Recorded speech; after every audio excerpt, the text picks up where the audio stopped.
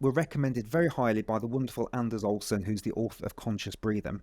And he put a summit on a year or two ago, and you were one of the speakers. What was it that drew Anders and yourself together? Because Anders is very breath related. You're a neuroscientist. Where's that overlap? What were you talking about? Yeah, it was the CO2 technology, which I'd like to talk about, for one, and then I got led into that from an interest in conscious breathing, because we pay attention. We do a lot of the breath work with our patients. We pay attention to their breathing. I'm not breathing well right now, I just realized, and they don't.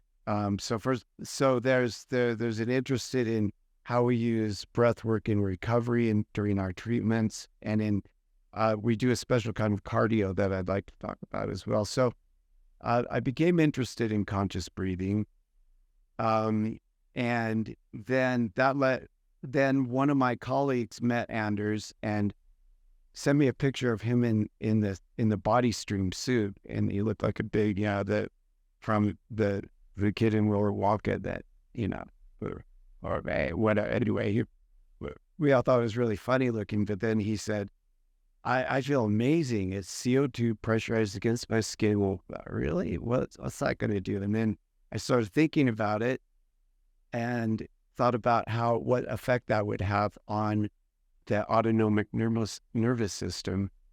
So I became interested in CO2. So then that led to a lot of conversations with Anders, and we brought in a lot of his technology. We use everything that he sells, and he's not a greedy guy.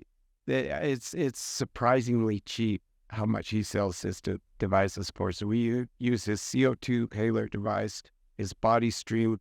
We use the relaxator, the breathing that that encourages nasal breathing and long exhale, and his breathing belt and sleep tape. So all of that.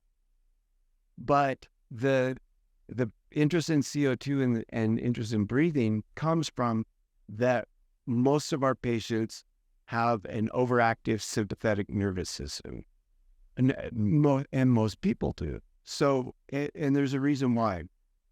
If you look at the autonomic nervous system, as you know, people are interested in conscious breathing, that's what you're addressing is the autonomic nervous system. So you have this sympathetic nervous system. Now, here's where I'm going to preach a little bit, because I have a pet peeve, and it really is peevish, but it's when people refer to the SNS as fight or flight. Okay. I let that slide. I'm like, okay, that's what people call it. That's what everybody calls it that. I'm just let it go. But you do lose a good distinction in function when you use that label for regular old sympathetic nervous system. So fight or flight actually refers to the startle response, an extreme activation that happens in your brain that's driven by your amygdala when you're frightened. So when you're startled, and we all know what that feels like. If somebody comes up and scares you, or you're spooked, or you see when I see a big spider, you get that flush, and I have the fight part of the flight. I unfortunately punch when I get scared. So I warn people, don't come up behind and scare me, or you might get punched. So, but that's the true fight or flight. So that's that. It's very quick. It's very immediate. It goes away. The sympathetic nervous system, when it's up, you do get more.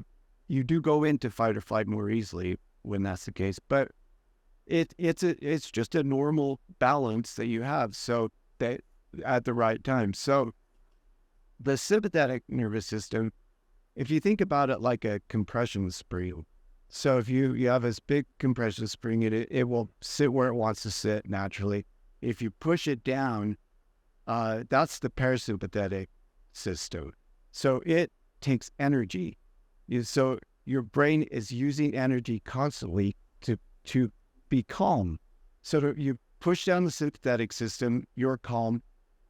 But paradoxically, it takes energy to stay calm. So the brain is expending, effort to keep to engage parasympathetic, engage. And so think about if you disengage parasympathetic, sympathetic will pop up to a kind of a resting level. If you think about it as being on a scale of like 1 to 10 of sympathetic activity, if you have like a 5, if you disengage the parasympathetic, that spring pops up where it wants to rest, you would be at kind of a good basic level of like you're working out, or like I'm probably near that level now because I have to be on and thinking, and I've got to be witty, hopefully, and clever, and all those kinds of things. So I've disengaged parasympathetic a great deal right now, and I let it sit appropriately where it should. Then as you need more extreme energy, like let's say you begin working out and now you're really pushing yourself, you're competing, then think of it as pulling the spring. So then you actually put energy into the sympathetic system and pull it up, and then it will stay there as long. Then that takes energy. If you let go of that, it will go back to the natural state. And then the sympathetic, when you let go of that, bounces back. The parasympathetic then likes to engage and push it down further, and you're done working out, or you're done being on, or whatever it is, and you're back to being calm.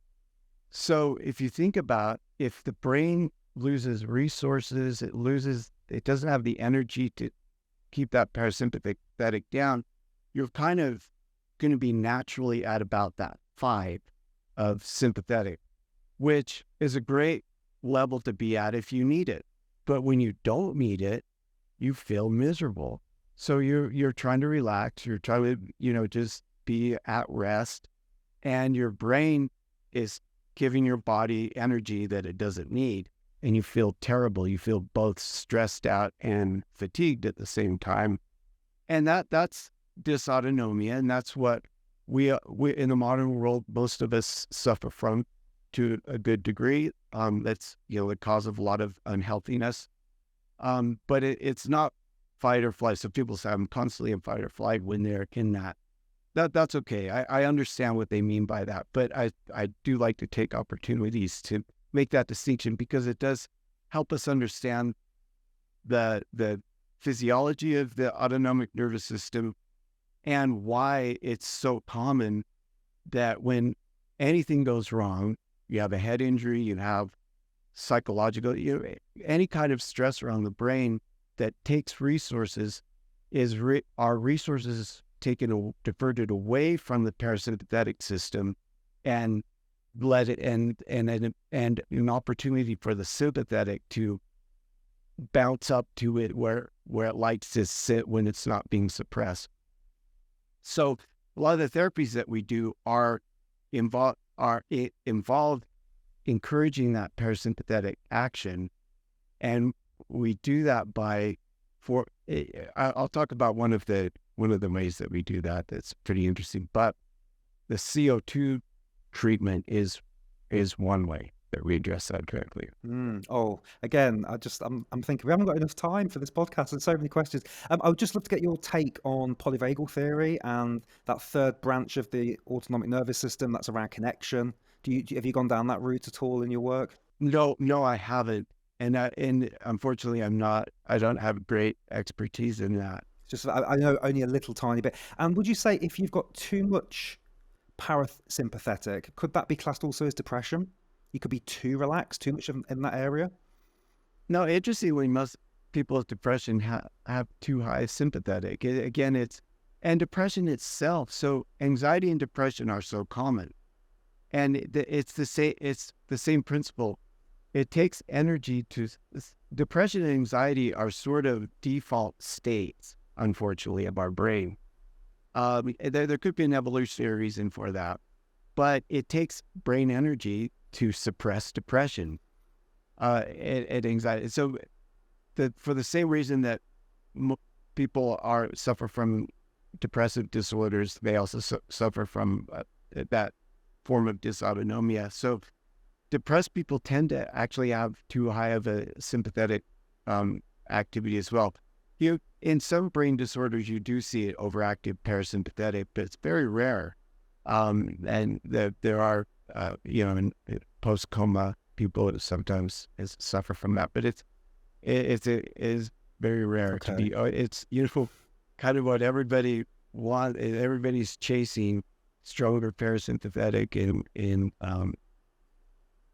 but there certainly is a parasympathetic disorder level. Okay, so we shouldn't be worried about getting too relaxed with breath work then. That's not a problem that you're concerned about. Okay, so I know a little bit about the Bohr effect and the oxygen dissociation curve and how the hemoglobin and the oxygen, and obviously I've got a very lay view of this, how the oxygen jumps off in a high CO2 environment. And you said something around in the brain of people that have got some dysfunction, it's harder to get the oxygen. Could you explain a bit about what, and please feel free to geek out here. Tell us what's going on, what you've observed, and then what are the options to fix that. Hey, just pausing the podcast for 2 quick seconds to let you know about Breathwork in a blink. This is our Friday newsletter where I'm sharing with you all my top tricks and hacks, free breathing exercises that you can practice, studies that I've been reading, and it's all been designed that you can read it in under 5 minutes. So it's really low key and easy to digest, but gives you an immense amount of value. Over 10,000 people are following this newsletter now, so you can click the link below. It's completely free to get set up, and I'll share with you every Friday these top tricks and hacks so you too can improve your own breathing. So click on the link below and let's get back on with the podcast. Cheers. So neurons supply themselves with their own oxygen. Okay, so when a neuron begins firing, it can keep firing using the oxygen in the bloodstream around it for about 1 second, then it uses all of that oxygen. And it needs lots of oxygen because it's doing oxidative metabolism and it requires lots of energy. It will run out of oxygen in about a second, and it will just stop firing if it doesn't get more. So there is a signaling system whereby as soon as the brain cell starts to fire, it opens up the vessels around it and brings in more oxygenated blood, and it does that proactively and very quickly. And so anyway, you at any given time, most people have plenty of oxygen in their brain. It's just a matter of getting it to those cells that need it the most. So they work in a competitive way. They actually will inhibit other vessels around brain cells that aren't firing, open up their own and keep blood flowing to the ones that need it the most. And it's a highly precise operation, and it goes off without a hitch in most of this. It's beautiful how well it works. It works. If it doesn't work well, we feel it right away. And this is a big problem in post-concussion syndrome, is that this signaling system is one of the things that gets broken down. That's what we pick up in fMRI. So there's that problem, and we address that. But there isn't a big problem of getting oxygen into the brain, getting blood flow. In fact, there's a problem getting too much blood flow into the brain in post-concussion syndrome. Our brains are kind of fragile when it comes to blood pressure. So our bodies can handle lots of high blood pressure that when we're working out, our muscles love it. They love just that big perfusion of blood, more the merrier, that the brain doesn't like it. And if you have too high of intracranial pressure, so that's blood pressure in your head, you feel nausea, headache, pounding in your head. So when you go to altitudes, and you feel that because your blood vessels are expanding, if you're not used to altitude, you get too high of intracranial pressure in your head, and you feel it. So there is a mechanism when your blood pressure goes up, the carotid arteries and the basal arteries, the arteries that feed into your brain, and basically any vessel that has smooth muscle, the higher you get into your brain, the less smooth muscle there is. And farther away you are, the more there is. Anyway, those work to restrict blood flow so you don't get too high of pressure. Not only they restrict it, but blood vessels they're pretty smart. They work in a very clever way to buffer the big, pulse of blood that's coming up. So the brain knows, because the brain's telling the heart. Brain knows that, okay, the heart's going to be pushing out this big old strump of blood right now. So the vessels will start responding, and they coordinate in a way that they can allow as much in as they can by adjusting their tensions in coordination with one another, to bring in as much in a kind of a kind, gentle way without a big jolt of blood that would give you, the nausea or the headache effect. So that falls apart in post-concussion syndrome for about half, maybe a little more than half people that have it. So when they work out, they have exercise intolerance, they get too much blood flow, and they get those symptoms of like being at high altitude. And so we do therapies too while they're exercising. One of them is very simple. They hyperventilate before they begin working out. So another thing is, not only do they have this problem, it's called cerebral autoregulation. That's the system that keeps blood pressure from going too high in your head. Not only do they have that problem, but a lot of them don't have a good, it's called a ventilatory threshold. The thing that causes you to hyperventilate as you need it when you're working out. So as as breathing experts here, you have the inclination to breathe when you have a CO2 buildup. So CO2 gives you that urge to breathe. But when you get at a really high level of working out, like when you hit the anaerobic crisis, when you hit that wall, like you just can't go enough, your muscles are burning.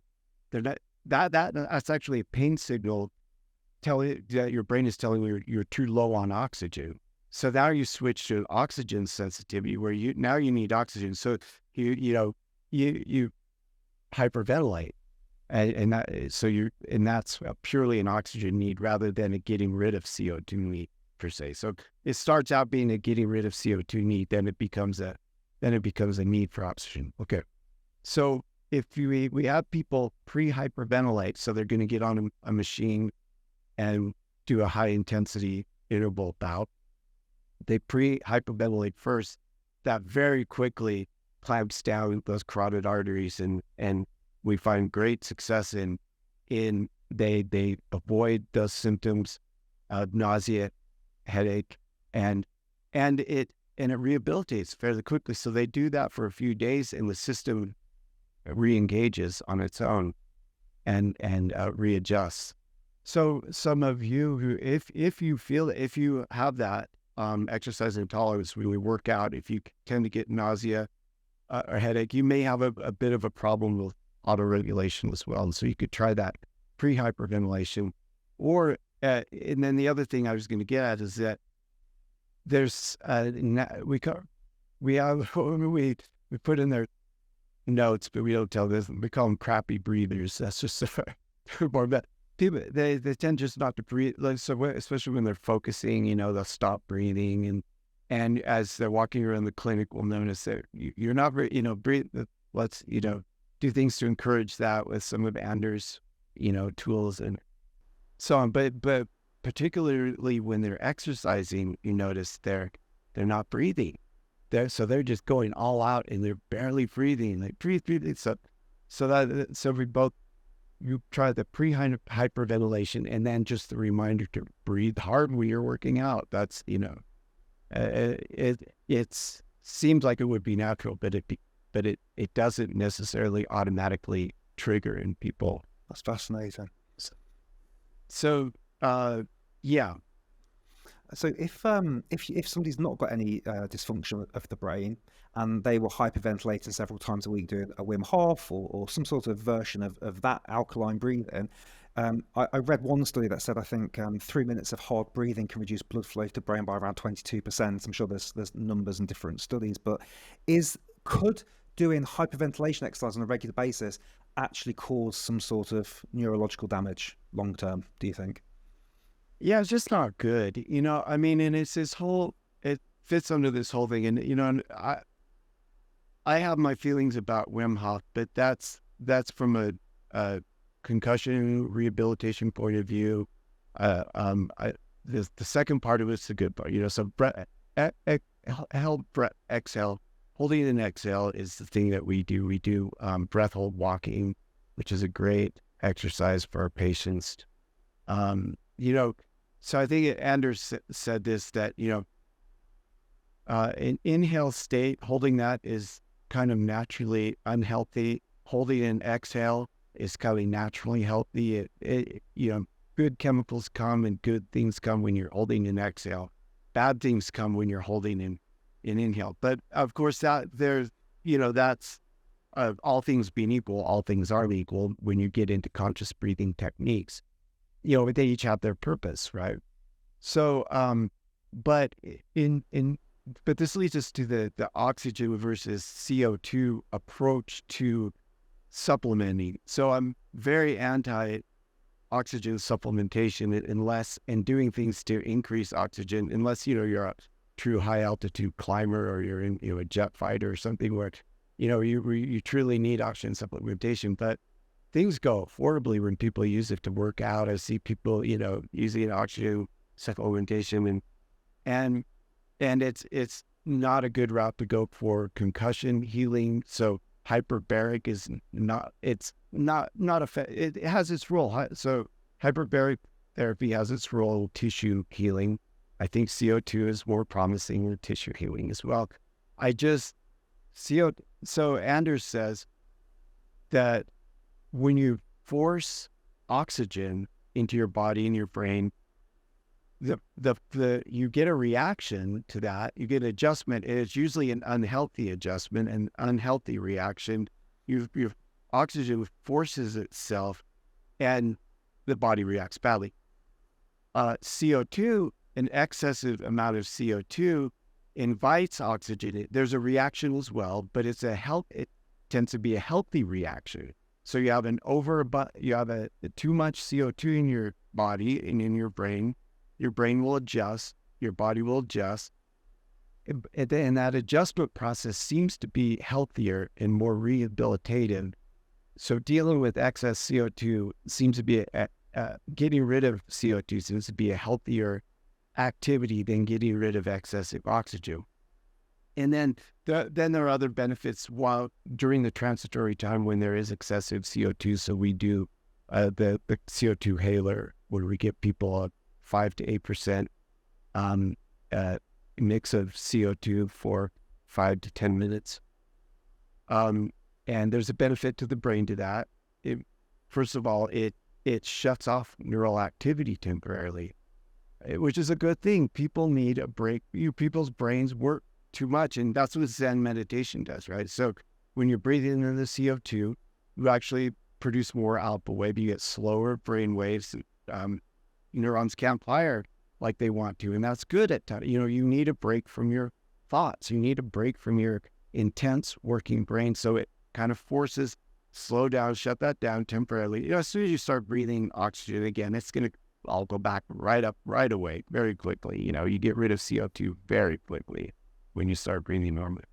So there's that effect. But then the secondary effect, which the body stream gives you, is that you get greater smooth muscle dilation. So your blood vessels dilate, and your body becomes calm.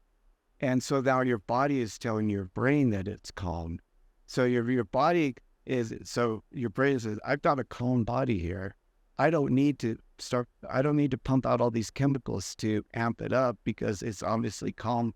So that the vessels and the muscle tissue tell the brain that it's calm.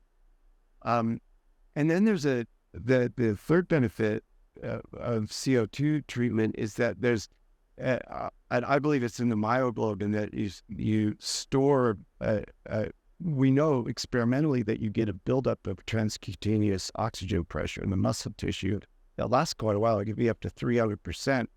That can't be in the blood, because the blood doesn't store oxygen. Hemoglobin isn't, but myoglobin in the muscle tissue does.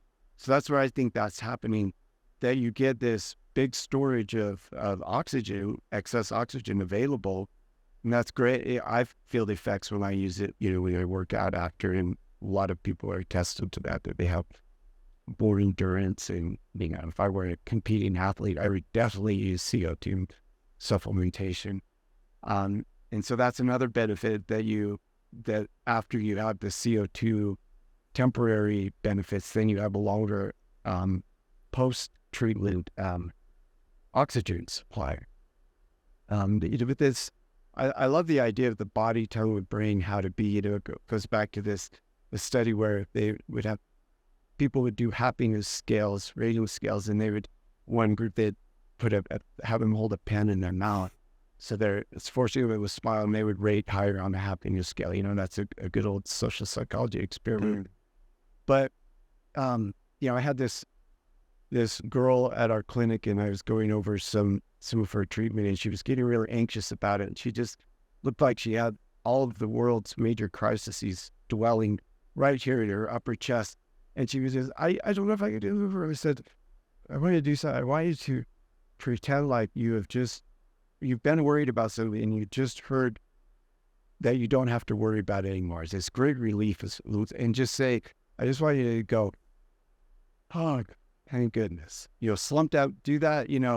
I think Huberman talks about this, I call it the carbo-sigh. So psychological sigh. So you just, and it's a mouth one, so it's one time it was kind of a healthy, relaxing mouth inhaled. So you go, and you could even say, thank goodness, but you slumped down after. I said, try that. And she did it. And she said, oh, that feels better. I said, do it again. So she went, thank goodness. And then we just did that a few times. And again, it was the body, it was her body telling her brain, I'm calm. So calm down. What? So the CO2, go ahead. Yeah. So that is a big benefit of CO2, is that information from your body to your brain. Why would that technique calm us down? Could you explain a little bit from the neuroscience point of view? When we do that big sigh, I know human does a double inhale and a big Yeah. Is it to do with the vocal cords, the vagus nerve, something else? There's the pressure against the vagus nerve when you go into it. There's the vocal, there is. So I threw in my hat at a signature conscious breathing exercise. Okay, so I call it the carbo-sigh. Okay, and it works really well for me and a few other people, but I tried it out. I had people try it, and it's hit or miss for people. But for me, it's very relaxing. I exhale, completely exhale, kind of get, an end Wim Hof kind of thing going on, and then I do a sigh. So I'm exhaled, and then I until about halfway, kind of just the natural let out, and then a slow exhale. So you got to get the benefit of a long, slow exhale. It is kind of mouth, it's more mouth than nasal.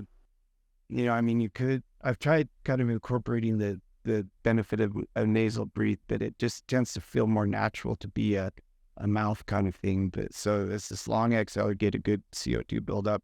And then that Huberman style of sigh, which has all, whatever that is, that you come up and then your muscle, then you slump, and, it's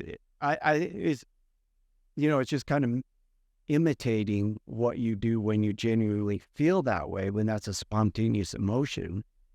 And so you're producing those chemicals that are associated with that and other, things. Yeah. So anyway. Can you talk to us a little bit about chemoreceptors in the brain? And they appear to be quite adaptable. And so we will measure them here with things like a breath hold, a control pause, all these different things, how many steps they can do on a breath hold. And then we'll work with a client and put some interventions in over a number of weeks, and they'll be able to do more steps, and they'll be able to hold their breath for longer, and they'll say they feel calmer. I'd love to get your thoughts, a little bit of an overview of the chemoreceptors and why you think that they're so adaptable, and in particular why they're adaptable in the wrong way, it would appear as well, if that's the right way of saying it. So for example, if I broke my nose and I was mouth breathing for 3 months, I would guess that my chemoreceptor scores would be a lot less, my breath hold scores, and my body will have adapted to a lower level of CO2. So I'd just love to get your thoughts on some of that. Well, I think that just, over the development of creatures, going back millions of years, and then us, that we've just, evolution is driven by variety. The more variety that that more variety you encounter, the more you evolve. Um, you know, Most likely that humans are as smart as we are because we got under a situation where we had to be intensely adaptive, and do a lot of different, our day-to-day routines were broken up greatly over a short amount of time. This probably happened when the human population was down to around 100, and huddled in South Africa, and the conditions were changing quickly. So, you had to go in the water, you had to come, you had to find food underwater, you have to, and do all, so life can vary in what you end up doing, for your survival can vary. And so I think it's ready to adapt. It adapts very quickly. It adapts quickly to chemicals we put into it. It adapts quickly to the way that we breathe, the chemoreceptors. And it's something like heart rate variability. So heart rate variability is healthy because the heart is just sort of cycling. If the heart naturally cycles through different rates, it's kind of ready at any time to be at the rate it needs to be. Instead of having to coax it out of, this where it's, and the vessels are the same way. So some of the therapies that we do address something like heart rate variability, but it's vascular variability. So vessel tone also should naturally fluctuate, and not just be, it's, not good to have, it's not bad just to have it, constricted. It's also good to have it, not good to have things dilated, so they need to be naturally varying their tone so that they're ready to, be, because then on average they'll be where they need to be, and just that, that regular cycling through tone makes them more pliable, more adaptable, and more, more responsive. Really, that's what you want, is responsivity, quick responses. So I think that there's that overall kind of quick adaptation. The more that we have quick adapting mechanisms in our bodies and our brain, the healthier we are. And so we do things that force those cycles on an unhealthy one that tends to stick. So we find a lot of the therapies that we do, like, let's say Wim Hof. I mean, so if I'm going to talk, positively about Wim Hof, it's kind of a forced cycle through vessel tones, which is the good part of it. I disagree that it's the optimal conscious breathing technique, and and it's not very neuroscience. It's kind of stumbled upon some good things, but the core of it is good. Is that putting your vessels through the all the ups and downs, enforcing that is encouraging that variability, that natural variability. How would you do that in a healthier way without Wim Hof? If you wanted to get those same effects, what would you do? My favorite way to do that is through a high intensity interval training that I developed called accelerated cool down hits. And so we do this with our patients, and it's very good at addressing the overactive sympathetic, so the dysautonomia, and it's good at addressing that cerebral autoregulation problem that I was talking about, and increasing vessel variability tone. So how this works, if you think back to that spring, so people warm up, they do go through stretching and some joint activation therapies, and they get ready to where they go into an intense high intensity interval.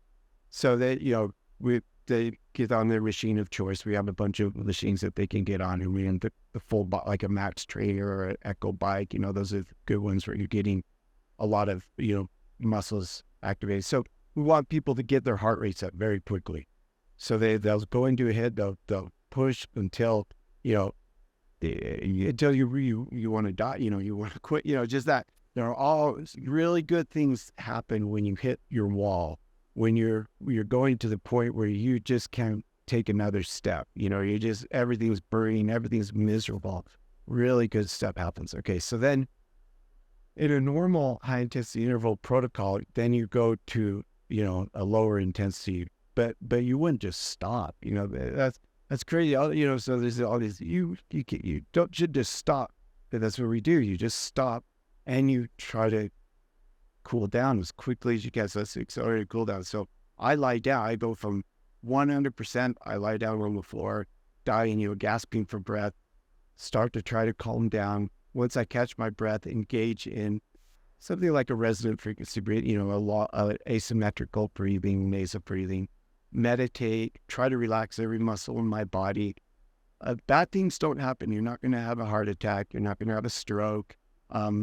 Lactate buildup, no big deal. You know, you can massage that out or do a little jogging after this. But so you try to cool down because, like I said, that if you pull that spring up and then you let go and you stop, the parasympathetic will come in and engage, but it's kind of loath to do it. It doesn't want to do that if it thinks you're not done because it takes energy. So if it thinks you're still like, well, my brain's still, you know, this body's still going to go. So I'm not going to bother to do that. But if you kind of fool the body, your brain into thinking you're done. So you actually I actually psychologically like, okay, I'm done. I'm not getting back on my machine, you know. Then you can get the parasympathetic to actually engage again in that short amount of time. And then you say, oh, fooled you. You get back on the machine and you go again. So it's so then that becomes a workout, whether you're getting that parasympathetic to engage and it's used to losing that battle and it gets stronger by having to re-engage. So we try as much as we can to get the parasympathetic to engage during the workout. So that's one of the benefits is it strengthens parasympathetic activity. You can't really get it to, you know, you have to take a pretty long rest to really get it to engage, you know, like maybe 15 minutes or so. But you can get it a good, you know, in a couple of minutes, you can, if you really relax and really, you know, pretend you're done. So we do maybe I do like 12 of those cycles of workout. When I really need a good stress buster with our patients at the time, they have to do that. We get them to do at least 3. We do this twice a day. And some of them will do up to 5, up to 7, maybe of those cycles. That also, like, you know, analogous to Wim Hof, you're going through those extreme ups and downs of you're putting your blood vessels through lots of lots of extremes of CO2 buildup and you know, all the pH levels are going crazy during all that, which is good. It's good. It's working it out. It's giving it opportunity to. It's giving an opportunity to the two parts of the sympathetic at the autonomic nervous systems to duke it out. You know, that's what they need to do. They need to learn to play well together so that, you know, during the day they're naturally fighting against one another, and it just gives the parasympathetic a leg up, encourages healthy interplay between those two by artificially manufacturing a workout between those two. This sounds, and this is my lay brain again, you just reminded me a little bit of like hot and cold exposure and taking your body through those two. Is there any parallels with that?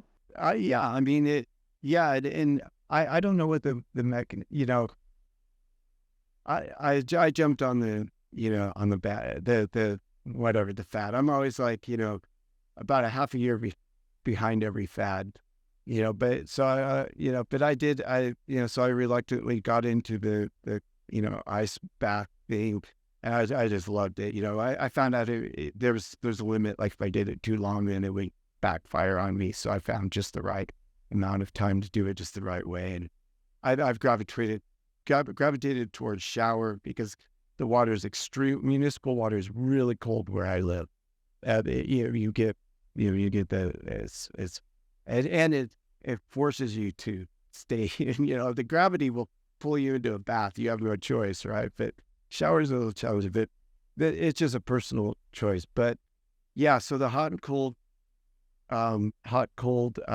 alternation is it? Yeah, another form of that, going through cycles.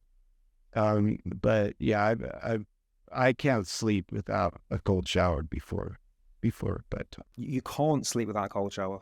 yeah, I have to do it, an hour or so Oh, wow. before I go to Why bed. is that, do you think? I think it's an adaptation. I don't mind it because I love the way I feel after, especially on the hand. So, something about cooling down your brain when you use your brain all day, it literally gets hot. That's another problem we have with concussion patients is hyperthermia of the cranium. So we find we use ice hats to cool the head to great effect. So, and again, it's a personal thing that I love the way I feel after, and it part of it's the shock, just miserable. There's something about going through misery, the way you feel after you do something that's challenging and miserable. So I hate it every time. I have a little timer and it just boosts this. I can't believe how slow that timer moves, because I feel wonderful after. And again, that's something that I found personally. And so for everybody there's room for finding the maximal benefit from either ice plunges or a hot cold That's fascinating. therapy. And I think that's one that there is a lot of individual Yes. variability. Well, I've got an Aura ring recently, and so I'm trying everything to get my deep sleep up, my REM sleep. And I've tried like magnesium sprays and the lights, but I haven't tried cold showers before that. I tried really hot showers. I've tried sauna. I've reduced caffeine, but I haven't been able to get more deep sleep. So I'll give that a whirl. Any other tips you might recommend for people in that boat? What they could do? That XTI light Okay. I talked about earlier, check into that. I think they're about $300, so they're not terrible. And it's a bulb that just screws into a lamp, and it'll run on 220 for you, I'm pretty sure. And that's been one of the. There's sleep is really difficult for.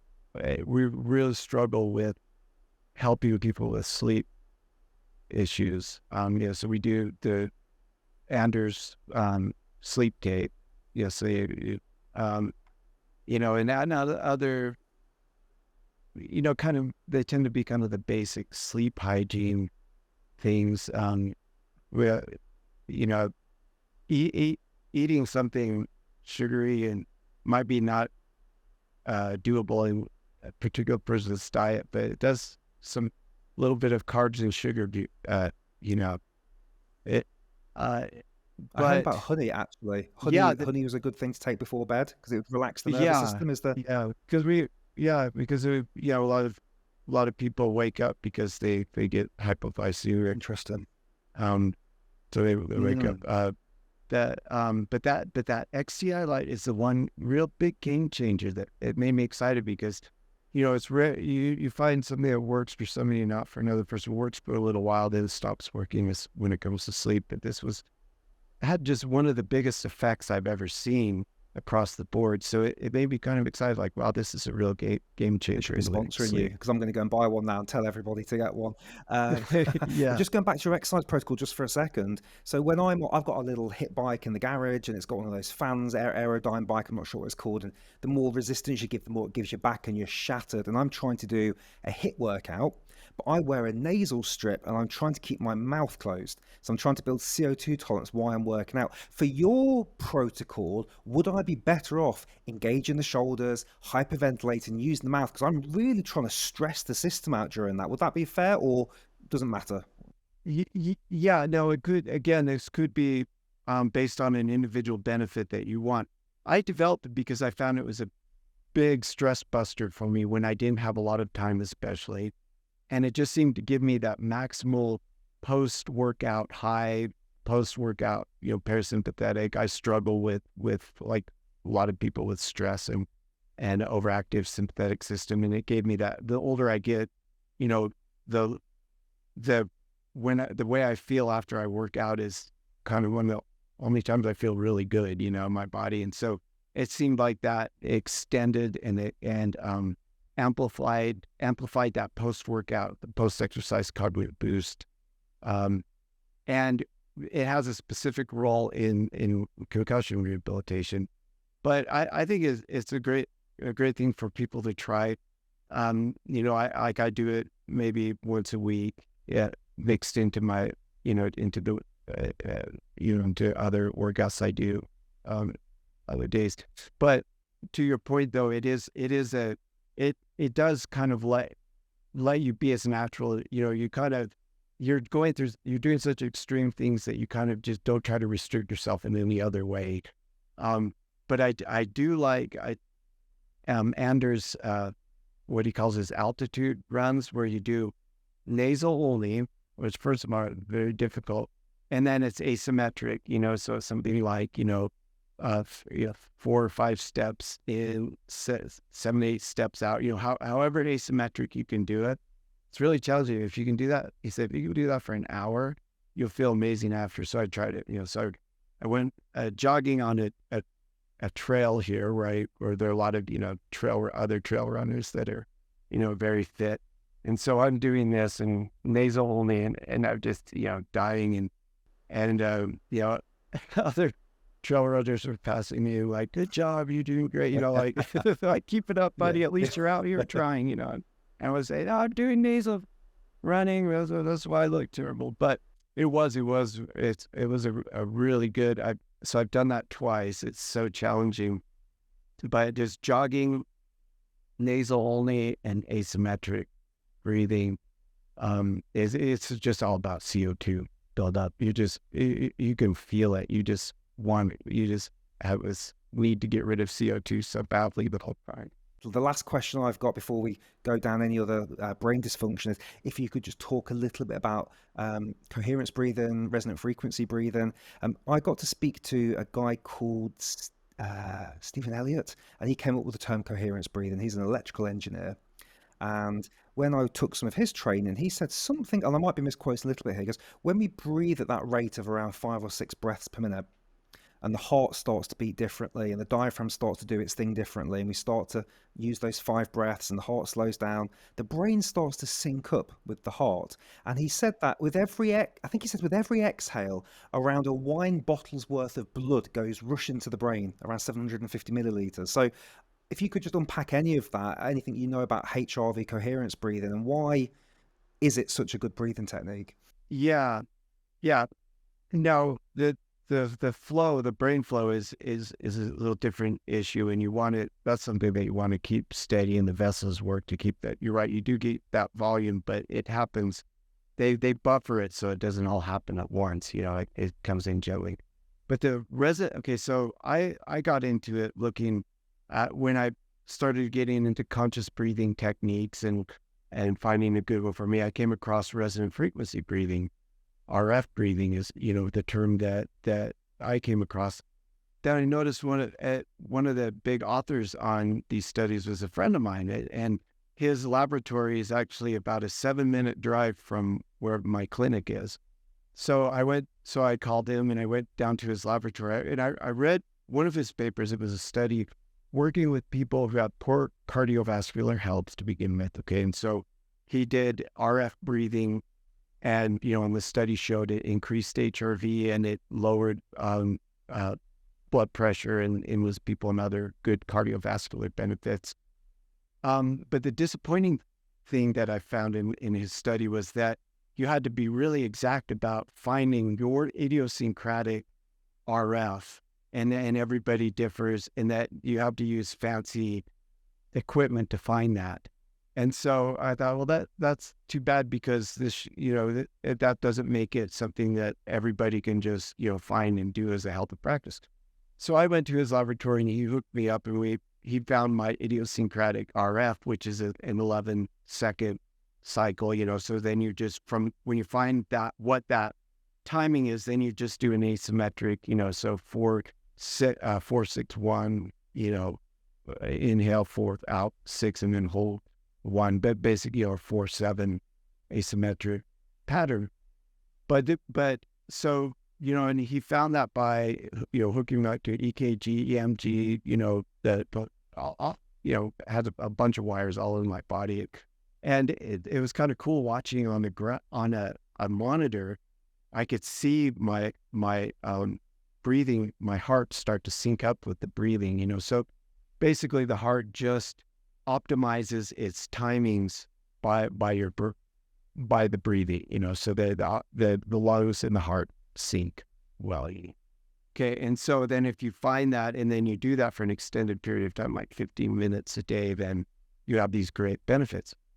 And mine ended up being about what the average is. It's an 11-second cycle. But then when I was talking to him, he didn't seem to be so concerned about having to be exact. He said, no, just up, this is something that would be healthy. So I think it was more the study that he did, and that was kind of the niche of that study, was finding that precision, because if people were 1 second off, they were getting the benefit. He said, no, it's beneficial to most people to do that about, all things being equal, the 11-second cycle. If you're taller, add a second. If you're shorter, subtract a second. He said that it's height more than, it's not size, it's the length of the vessels of your body.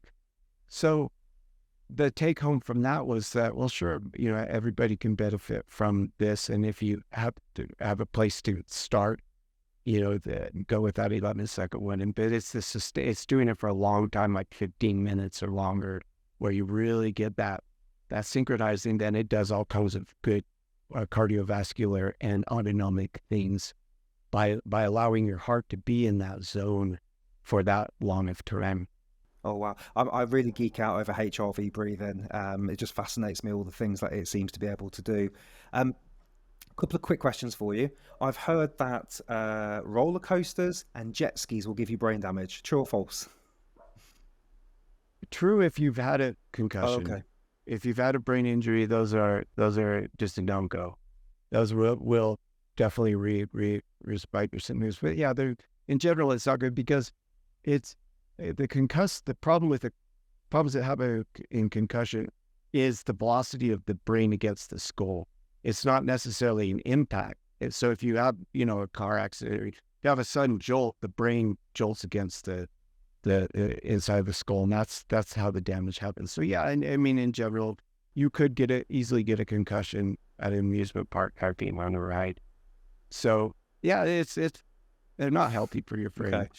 But you have to balance that with having fun and, keeping your children entertained. Yes. And I mean, it'd be like alcohol. Is alcohol good? Is alcohol good or bad? Well, of course, abstinence is absolutely good. But we don't know where exactly that threshold is. And people are grown-ups, and they, so I don't, excessive alcohol obviously is bad, but I don't know where the exact line is for if you have brain injury, or if you just want to completely not even, if you want to rule, then it would be abstinence. Mm-hmm. That makes sense. Anything on super long breath holds? For example, like you said, maybe the exhale's better for the exhale, but if you've got somebody that's going really deep on these, for example, I know the guy that set the world record for a breath hold of 10 minutes underwater, Tom Zitas. That's obviously the extreme version. Most of us are lucky if we get a couple of minutes. But is there anything that's going on with the brain? I've heard that when we do long breath holds, we can increase EPO, we can increase human growth hormone. With a breath hold can disrupt, is it the pre-Botzinger complex in the brain? There's some bits going on. So have you got any thoughts on extra long breath holds and brain damage? Yeah, and there's a lot of research from pearl divers that their brains don't from people who do that, who have to hold their breath in their occupations. There isn't evidence. There's no evidence of hypoxic injury, because your body won't let you. Your brain won't let you get brain damage. So if you have these abilities, and you do this, you found a way to do it, and you wouldn't be able to do it if it were causing brain damage. Your brain just simply won't let you. You'll have to stop, and I mean, it's the same with when you're working out and you just have to stop. You're actually not, your muscles aren't actually burning, your lungs aren't burning. Your brain's running out of oxygen. And if you kept going, you would die, working out. So that's why it makes you stop. So there isn't evidence that long-term breath holding causes brain damage. And some good things happen when you do it. Could be beneficial potentially. Yeah. Yeah. Fascinating. If somebody thinks they've listened to this podcast and they're thinking, oh, maybe I've got a concussion or a brain damage, what advice would you give them, and where would you send them? Because I know you're based in the US. Maybe there's people in Europe listening to this as well. Is there some resources, books, or things that you could maybe point them in the direction for some support? Yeah, well, they can do a free consult with us, and we really do it correctly, and unfortunately we're the only place that does it correctly. But that being said, there might be a local resource that is sufficient for them, but they can always do a free consultation with us, and we have loads of resources on our website, so there might be enough there to be able to work to do it yourself. We can walk you through a lot of things that we do. And it doesn't hurt to try them, and that might be it. That might be the trick. So I would suggest going on our website. Perfect. Well, we're going to link that down below, so people can just click on it straight away. Is there anything we haven't covered that you wanted to talk about? No, I don't think so. Okay. I'm not just saying this. This has been one of the most interesting podcasts I've ever done, Mark. I know, because we spoke about before hit record. I genuinely loved that, and I could talk to you for another 3 hours. So maybe we can convince you to come back another time. But no, it's kept me on the edge of my seat, and my brain's going off in 1,000 different directions. So thank you for sharing all your knowledge, and you seem like such a genuinely lovely person. I've really warmed to you. So thank you for everything you're doing. And it sounds like the work's so important. So please keep doing what you're doing, sir. Likewise, and when I've watched your podcast, it's a lot of people wanting to do good, and you promote people wanting to do good and to give that out, Yeah, that's wonderful. Well, thank you very much for being here, and thank you everybody for watching. The link to Mark's website is down below, so you can go there to get some free resources, and maybe we can convince him to come back another time. Until then, Mark, thank you very much for your time, and see you later, everybody. You're welcome. All right, I'm Ash. Thank you so much for sticking all the way through to the end of that podcast. You are truly a breath fan, and I appreciate you, and I wanted to say a huge thank you. I would like you to consider one thing that you took away from this podcast, and the best thing you can do is make a note on the comments or in a tweet or something like that, because we want to commit to the learning and avoid podcasts just being like Netflix, where we just binge loads of stuff and nothing really changes. So what's one thing that you can take away and put in the comments so other people can also learn and get information and get inspired by your learnings as well? So consider doing that, because it's really powerful to do so. We're going to do a breathing exercise in a second, but before we do, I just wanted to talk to you a little bit about if you want to consider working on the breathing. We've got loads of ways to do that. We've got one-on-one coaching, we've got a private community, we've got video courses, and so there's a few links down below. If you feel like this is your time to make a change, you know that the breath is powerful, but you're not quite sure what to do or how to do it, and you're looking for that support. I've been in this game now for nearly a decade. I've studied, I've researched 100 plus breathing experts, and I work one-on-one with clients. I have a community of people that are in there as well. So consider clicking on some of the links and let's have a conversation. Maybe we can do some one-on-one coaching. I offer some packages there. If you're a good fit, we can talk about that, or we can do a video course.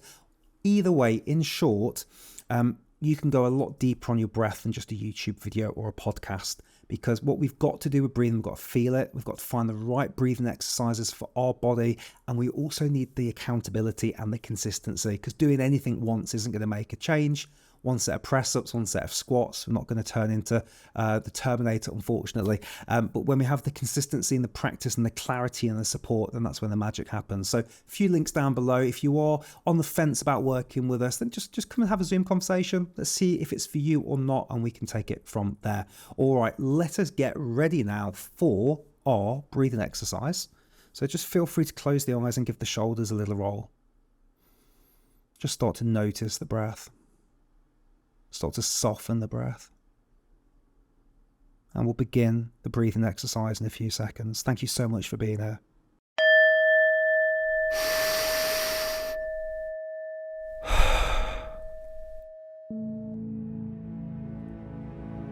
Welcome to Take a Deep Breath.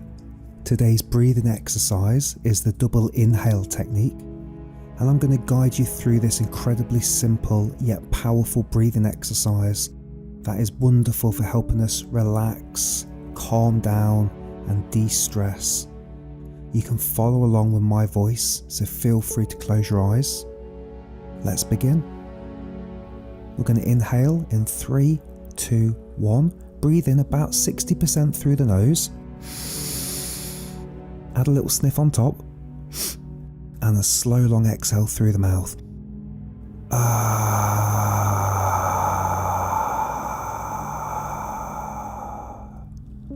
Let's go again. Breathing in through the nose, about 60%.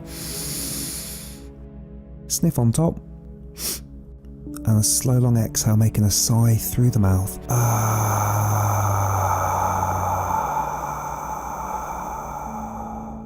And we'll just repeat this now a few rounds. Inhale. Sniff. Exhale.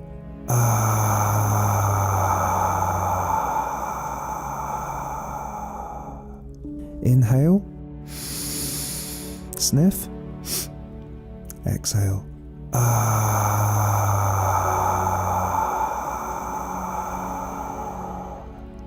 Inhale. Sniff. Exhale.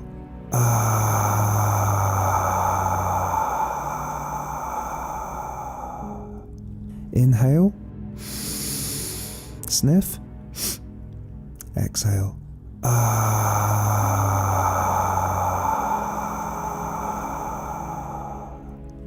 Inhale.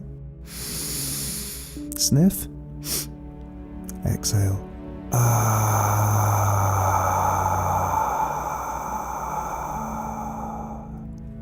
Inhale. Sniff. Exhale.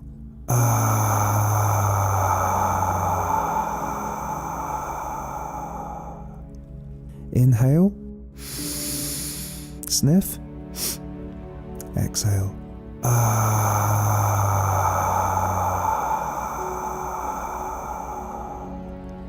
Inhale. Sniff. Exhale.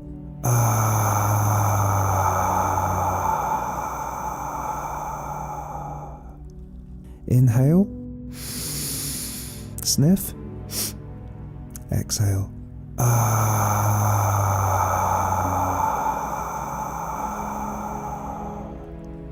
Inhale. Sniff. Exhale.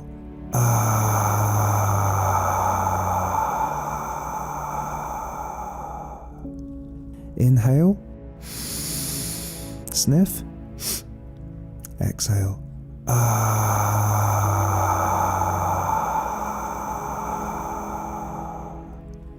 Inhale. Sniff. Exhale.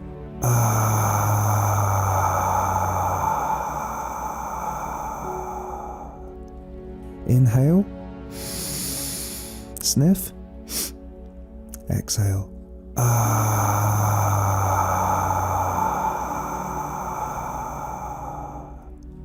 Inhale.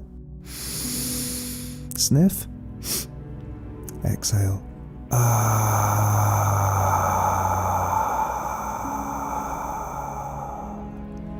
Inhale. Sniff. Exhale.